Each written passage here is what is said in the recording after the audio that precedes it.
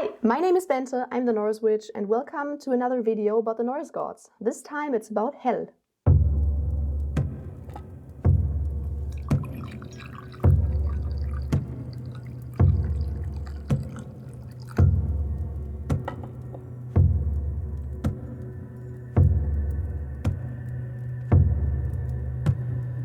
As always, before we start out with the video, a little shout out to my tier 3 and above patrons. Thank you really much to Bethany, Hannah, Tell, Timothy Murray, Bjorn Algis, Scylla, Ash, and Lucy Cummings. And now, let's talk about Hel. The first thing that we will talk about today is some general information about Hel. What do we even know about her from the original sources? Afterwards, I will talk a little bit about what working with Hel is like for me personally, because some of you may know I work with Hel personally. And then the last thing that I want to talk about is some potential offerings to her. So what do we know about Hel? Hel is the daughter of Loki and a giantess called Angrboda. She's the sibling of Fenrir and Jörmungand, and she was sent to Niflheim by Odin to rule over 9 worlds. So there are 9 worlds within Niflheim, and she rules over them. The place she rules over is also often called Hel, just like Hel, or Helheim. We also know that she lives under one of the roots of Yggdrasil. So Helheim is located somewhere beneath one of the roots of Yggdrasil. She's described as having half a normal body and half corpse. Sometimes it's described as half normal and half black, and sometimes half normal and half blue. And she's also described as looking rather downcast and fierce. Her home, Helheim, is described as having big mansions, very, very high walls and strong gates. And there's also a guard dog named Garm. We also have a description of a lot of things within her hall that have very strange names. So for example, her dish is called Hunger, her knife is called Famine, her servant and serving maid are called Ganglati and Ganglet, which both translate to lazy walker. Her entrance threshold is called Stumbling Block. Her bed is called Sick Bed, and her curtains are called Gleaming Veil. So that doesn't really sound inviting to me. But Hel doesn't only rule over Helheim. It's also her duty to watch over the deceased. So everyone who dies from old age or sickness doesn't go to Valhalla, doesn't go to Folkvangr or anywhere else, they all go to Helheim. So of course she's the goddess of the underworld, of the deceased and of death in general. And all these deceased people she will send out during Ragnarök as an army of the dead. But it's not mentioned that she herself also participates in Ragnarök. Another thing that we know of is that she's referred to a lot within the Eddas and the Sagas when it comes to death. So within sagas, there are a lot of people who talk about them dying and going to Hel, or there are also kennings that refer to Hel as a goddess of death. So we do know quite some stuff about Hel and also about Helheim, but I have to mention here that most of what we know about especially Helheim, all these crazy descriptions about things within Helheim, like her dish that's called Hunger and her knife called Famine, we know of that from Snorri's Edda. And as we know, Snorri was a Christian. So it is possible that Snorri kind of merged the Norse idea of Hel with the Christian idea of Hel. But what is working with Hel like? Of course, I have to give a little disclaimer here because most of what I'm talking about will be UPG, so it's just my personal experience. So if you're working with Hel, it could look extremely different. I personally really like to include Hel in my ancestor work. I also kind of started ancestor work and working with Hel at the same time last year. So for me, that just made complete sense because yeah, she's watching over the deceased. So of course, I would include her within my ancestor work. When I started working with Hel, I asked her what I could do with her and for her. And she said that shadow work and trauma work were 2 things that I could include her in. So that is basically the main thing that I'm working on with her.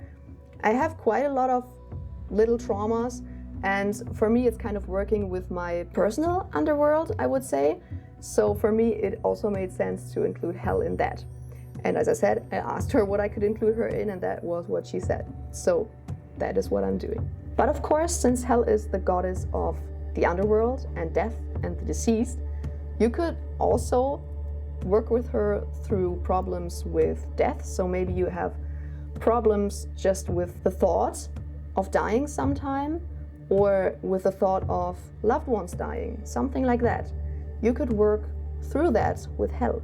And something that I could imagine working is doing necromancy with her.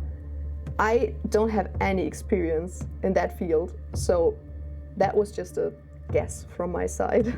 To me personally, and I have also heard that from multiple other people, although Hel is described as rather scary and Helheim is also described as really scary, Hel isn't really scary. To me, she was also always really nice and more, even a little bit motherly, I would say. She kind of holds my hands through a lot of stuff that I'm working through. I mean, I'm doing trauma work and shadow work and stuff with her.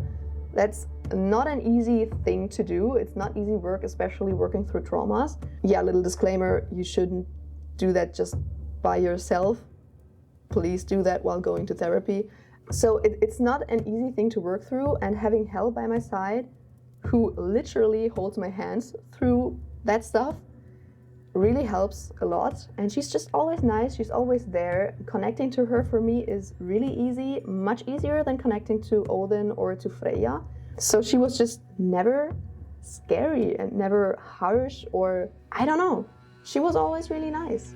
And what I personally found really interesting is that until this point, she hasn't ever asked anything of me. Like she didn't ask me to do anything for her. She didn't really explicitly ask for offerings, nothing like that. Odin came by and was instantly like, do this for me. Freya also asked a lot of stuff from me, but Hel just kind of never really did. I wonder whether that will come at some point in the future and it will be a huge thing. But yeah, until now, she has only helped me.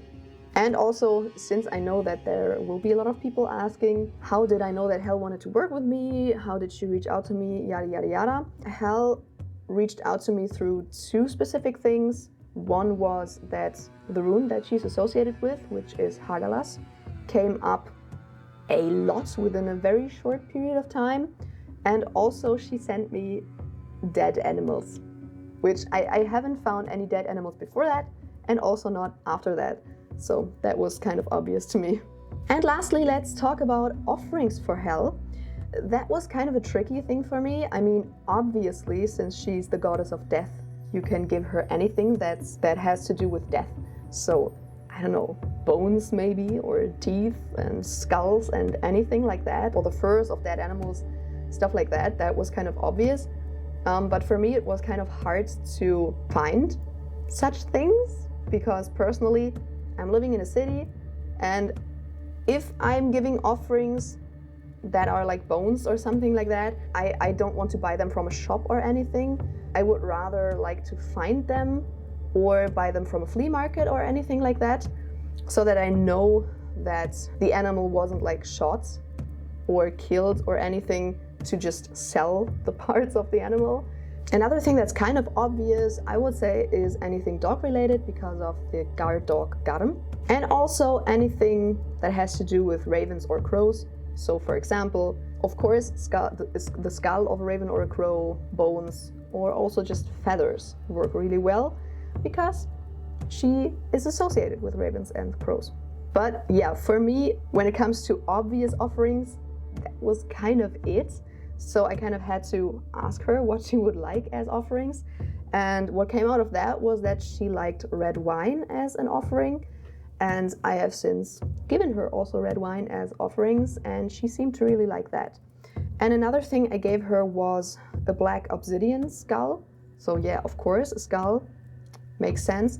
But also I find that obsidian really works for her. And yeah, that is everything that I have for you today. I really hope that it was informative and that it helped you if you're maybe thinking about working with Hel, or even if you are already working with Hel. As always, feel free to subscribe and give a thumbs up. Maybe follow me on Instagram or check out my online shop. Or maybe you want to consider becoming my patron. Who knows? and I will see you in the next video. Bye!